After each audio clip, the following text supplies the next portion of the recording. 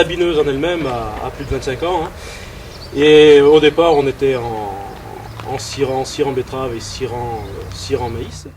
Et donc, il y a 4 ans, on a décidé d'investir dans un système de guidage, donc en augmentant la largeur de la machine, en passant à 12 rangs, puisqu'on a suivi l'évolution des soirs. Le principe de fonctionnement de ce matériel, c'est la capture d'image par une caméra. Cette caméra, donc, comme je le disais, va prendre 3 rangs, donc transmettre l'image à un boîtier en cabine, qui demande un petit peu de réglage.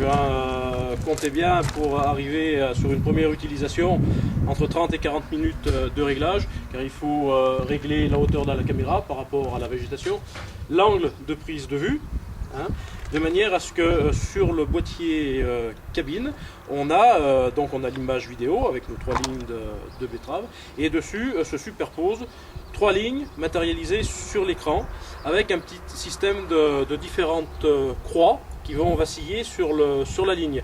Alors ces croix doivent être alignées, et au moindre écart, on s'aperçoit sur l'écran qu'on a des petites croix jaunes qui s'allument et qui nous alertent en nous disant attention, ça se décale par rapport à la prise de vue initiale, par rapport au réglage initial. Vous avez un système donc avec un point et 2 flèches.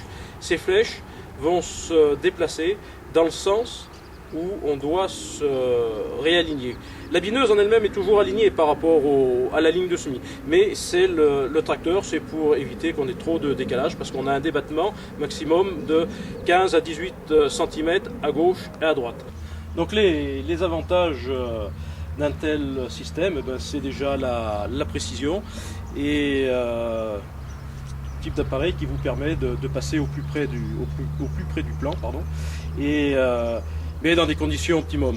En année normale, une machine comme ça vous apporte vraiment un gain de temps, puisque vous arrivez à biner à une vitesse de l'ordre entre 7 et 9 km/h dans des betteraves, et dans du maïs, vous arrivez à monter jusqu'à 12 voire 14 km/h, de manière à bien pouvoir ramener. On sait très bien que le maïs, c'est une plante qui aime avoir de la terre au pied, qui aime être butée, donc par la vitesse, vous ramenez de la terre sur la ligne, et le maïs s'en porte que mieux. Dans le cadre d'Ecophyto 2018, en se servant de ce genre de matériel, on peut espérer réduire le nombre de passages, notamment dans les betteraves. On peut peut-être substituer un traitement chimique à un passage mécanique, notamment le troisième traitement, bien peut-être le faire mécaniquement, mais ce qui malheureusement n'empêchera pas d'être obligé de faire un dernier traitement de manière à couvrir toute adventice qui aurait pu échapper à la bineuse.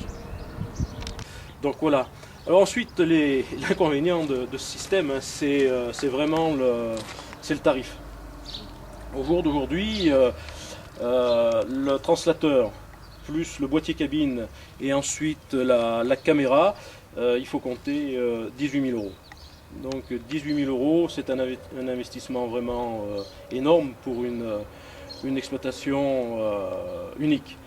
Moi, je vois cet investissement pour des CUMA ou pour des entrepreneurs. Donc l'inconvénient là-dessus, c'est qu'on est maintenant plus à même à regarder les lignes devant soi, qu'on perd un peu l'habitude de regarder le matériel derrière, et moi il m'est arrivé de perdre des supports de lame et de ne pas m'en apercevoir tout de suite. Donc après, vous courez dans le champ pour essayer de les retrouver. Voilà. En général, c'est vraiment une amélioration considérable pour les utilisateurs.